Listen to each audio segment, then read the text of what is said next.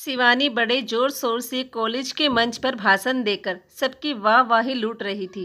Hall में पहली पंक्ति में बैठी हिंदी की प्रोफेसर गायत्री जी बड़े ध्यान से भाषण सुन रही थी। उन्हें अपनी इस होनहार छात्र से बहुत सी उम्मीदें थीं। शिवानी ने भी मन में ही संकल्प कर लिया था कि वह अपनी शादी में दहेज न देने देंगी। आखिर उसमें कमी ही क्या है जो उसके पिता बेटी के साथ दहेज भी देंगे। मगर शिवानी को क्या पता कि समाज की कुरीतियाँ किस कदर बेटियों के माता पिता की कमर तोड़ देती है। कई बार तो हालात से मजबूर माता पिता अपनी पढ़ी लिखी बेटियों को कम पढ़े लिखे या अनपढ़ लड़के के साथ भी ब्याह देते हैं। यहाँ किसको पता था कि राजेंद्र बाबू को भी हालात कुछ ऐसा करने पर मजबूर कर देगी। चार बहनों में सबसे बड़ी शिवानी सुंदर, सुशील और पढ़ाई में हमेशा अव्वल रहती थी। घर के कामों में भी उसे पूरी दक्षता हासिल थी। पाक कला में इतनी निपुण कि बहनों को कभी माँ के हाथ के खाने की याद नहीं आती। ऐसी होनहार बेटी के पिता को अब दिन रात उसकी शादी की फिक्र सता रही थी, क्योंकि उसकी कॉलेज की पढ़ाई भी खत्म हो गई थी। शिवानी तो नौकरी कर अपने पिता के बुढ़ापे का सहारा बनना चाहती थी। मगर कहते हैं ना कि बेटा निकम्मा नालायक हो और पूरी उम्र बाप की कमाई खाए तो समाज कुछ नहीं कहता। मगर बेटी गुणी संस्कारी हो और माता पिता का सहारा बनना चाहे तो यही समाज उन्हें जीने नहीं देता। बेटी की कमाई खाते हैं ऐसा ताना देकर जीना हराम कर देता है। पढ़ाई पूरी कर शिवानी कुछ दिन जो घर पर बैठी कि तानों की बौछार शुरू हो गई। क्या बेटी को जिंदगी भर बैठाकर रखोगे? इसके बाद 3 और है, उम्र निकल जाएगी तो रिश्ता नहीं मिलेगा। बेचारे राजेंद्र बाबूजी रिश्तेदारों से विनती करते कि कहीं बिना दहेज के बात बन जाए, क्योंकि जो कुछ थोड़ा बहुत बेटियों के लिए रखा था वह तो पत्नी के अंतिम समय में उनकी दवाइयों पर खर्च हो गया।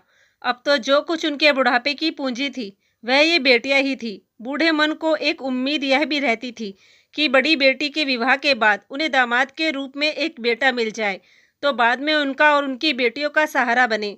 बेबस शिवानी पिता की यह दशा देखकर कुछ नहीं बोल पाती, बस मन मसोस कर रह जाती। इसी बीच कुछ ऐसा हुआ कि शिवानी के दूर के मामा ने बीच में पड़कर शिवानी की आनन फानन में शादी करा दी। राजेंद्र बाबू ने भी अपने जीवन की अनमोल पूंजी को जो कुछ बन पड़ा देकर बड़े भारी मन से विदा किया। समय इतना कम था कि उन्हें अपने संबंधियों के बारे में जानने का मौका भी नहीं मिला। शिवानी विवाहित जीवन की नई उम्मीदों को अपनी आंखों में सजाकर जब ससुराल की दहलीज पर पहुंची तो उसकी मन को बड़ा धक्का लगा। नई बहू के स्वागत की जगह उसके साथ आए सामानों को निहारा जा रहा था। आपने यह नहीं दिया, वह नहीं लाई, इन सब तानों के साथ ही मुंह दिखाई की रस्म खत्म हुई। रात को सुहाग सेज पर बैठी शिवानी दिन भर के तानों उल्हानों का दर्द भूलकर अपने पति का मन ही मन इंतजार करने लगी। उसने सोचा पति के सीने से लगकर वह सारा गम भुला देगी। मगर नशे में धुत पति सुदेश ने जैसे ही कमरे में कदम रखा तो सारा कमरा एक अजीब सी बदबू से भर गया। शिवानी को लगा जैसे उसका दम ही घुट जाएगा। मगर किस्मत की मारी को जब सुदेश का और घिनौना रूप दिखा तो पैरों तले जमीन खिसक गई। दहेज को लेकर जो औरों से सुना उससे तो उसका दिल ही दुखा था, मगर सुदेश के तानों ने उसके पैरों तले की जमीन और ऊपर का आसमान एक साथ खींच लिया। सुदेश ने एक बार भी घूंघट के पीछे के चांद को देखना जरूरी नहीं समझा। खरी खोटी सुनाकर बस मुंह फेर कर सो गया। बेचारी शिवानी एक कोने में बैठी अपनी फूटी किस्मत के बारे में सोचते सोचते कब नींद की आगोश में चली गई उसे पता ही नहीं चला। सुबह चिड़ियों की चहचहाहट से शिवानी की आंखें खुली। खिड़की से झांक कर देखा, बाहर सभी सो रहे थे। उसने नजरें फेर कर देखा, घर का एक कोना भी अपना सा नहीं लगा। पिछली रात को याद कर शिवानी का दिल दहाड़े मार मार कर रोना चाहता था, मगर जैसे तैसे उसने अपने दिल को समझाया और एक अच्छी बहू बनने की कोशिश की। नहा धोकर एक अच्छी सी साड़ी पहनकर अपनी सास के पास आशीर्वाद लेने पहुंची तो उन्होंने सीधे उसे रसोई का रास्ता दिखा दिया। शिवानी पाठ कला में निपुण थी। उसने सोचा इसी से सबके दिल को जीत लूंगी, मगर यहाँ उसके गुणों की कदर करने वाला कोई नहीं था।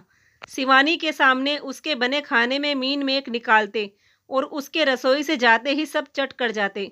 शिवानी भरकस प्रयास करती सबको खुश रखने की, मगर उसकी हर कोशिश नाकाम होती दिखती। हर प्रयास असफल लगा, क्योंकि उन दहेज लोभियों को तो बस पैसों की भाषा ही समझ आती थी। शिवानी पूरे समर्पण भाव से सबकी सेवा करती, मगर सिवाय तानों और गालियों के उसे कुछ नसीब नहीं होता। शादी के कई दिन बीत जाने पर भी पति सुदेश ने उसे नज़र उठाकर नहीं देखा था। वह दिन भर अपने माँ बाप के साथ रहता और शाम होते ही नशे में डूब जाता। शिवानी बहुत कोशिश करती सुदेश से बात करने की, मगर हर बार निराशा ही हाथ लगती। एक बार फिर मौका देखकर उसने बात करनी चाहिए, तो जो सुदेश ने कहा उसे सुनकर उसके होश उड़ गए। तुम्हारे मनुष्य कदम पड़ते ही व्यापार में नुकसान हो गया, सो अपने पिता से 1 लाख रुपए और एक मोटरसाइकिल मंगवा कर दो, फिर बात करने की कोशिश करना। अब तो पति के साथ सास ससुर की फरमाइशें भी शुरू हो गई। आज शिवानी की शादी को 1 महीना हो गया। उसे लगा जैसे एक एक दिन 1 बरस बन गया हो। उसका सब्र टूट चुका था। उसे पता था कि दिल के मरीज उसके पिता के पास उसे देने के लिए कुछ भी नहीं है। वह अपने पिता का सहारा बनना चाहती थी, ना कि अपनी बहनों का सहारा उनसे छीनती। स्वाभिमानी शिवानी का स्वाभिमान उसे बार बार कचोटता, क्योंकि उसका मानना था कि अत्याचार करना पाप है तो अत्याचार सहना भी पाप है। वह भगवान के दिए अमूल्य जीवन और माता पिता की परवरिश को योग्य व्यर्थ नहीं कर सकती थी। अब तक वह हर मुमकिन कोशिश कर चुकी थी, मगर इस 1 महीने में उसे एक पल का भी सुकून ससुराल में नहीं मिला। शिवानी ने मन ही मन प्रण कर लिया कि अब उसे इस नर्क से बाहर निकलना है और नहीं बनना है किसी के हाथों की कठपुतली। अपने पिता और बहनों का सहारा बनना है, लेकिन यह इतना आसान नहीं है, क्योंकि वह जानती थी कि अगर उसके पिता को उसकी इस हालत का पता चला तो वह जीते जी मर जाएंगे। सो शिवानी ने खुद ही कुछ करने की ठानी। क्या करे उसे कुछ समझ में नहीं आ रहा था, लेकिन कहते हैं ना, जहाँ चाहा वहाँ रहा। 2 दिन के बाद ही जब सुबह सुबह शिवानी आंगन बुहार रही थी कि उसकी नज़र सुबह की सैर करती गायत्री जी पर पड़ी। गायत्री जी को देखते ही उसे आशा की एक किरण दिखाई दी।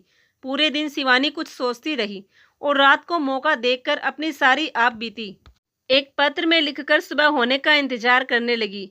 पौ फटते ही शिवानी पत्र मुट्ठी में दबाए गायत्री जी की राह देखने लगी। गायत्री जी को दिखाई देते ही जल्दी से बाहर निकलकर पत्र उनके हाथों में थमा दिया और आंखों से बिना कुछ कहे ही बहुत कुछ समझा भी दिया।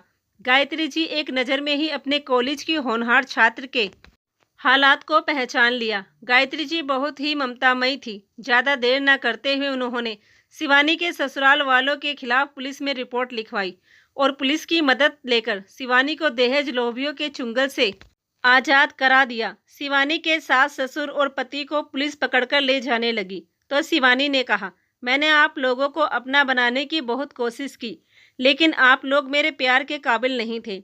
आप लोगों ने हर बात में मेरे पिता की औकात दिखाई, लेकिन यह भूल गए कि मेरे पिता ने आपको कुछ दिया ही है, बल्कि आपसे कुछ लिया नहीं है, और देने वाले की औकात हमेशा ऊपर रहती है। गायत्री जी ने कहा, शिवानी हीरा है और आपने उस हीरे की कदर नहीं की।